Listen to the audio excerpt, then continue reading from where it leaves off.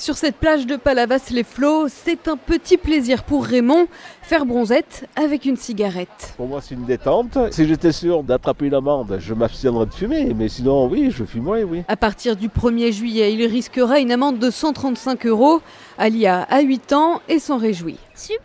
Parce que la plage, c'est un endroit avec l'air pur, quoi. Et quand tu sens de la cigarette, c'est mauvais, quoi. L'an dernier déjà, à Arcachon, la ville a pris un arrêté municipal pour interdire la cigarette sur la plage. Je pense que personne n'est vraiment au courant. Et je pense pas que les gens ils s'arrêtent pour autant. Moi, je suis pour la liberté, mais c'est vrai que quand il y a de la vraie cigarette à côté d'enfants, c'est pas cool, quoi. Cette loi permettra d'uniformiser, de généraliser l'interdiction à proximité des écoles, des bibliothèques, des arrêts de bus, dans les parcs ou sur les plages. La cigarette disparaîtra des lieux publics pouvant accueillir des enfants.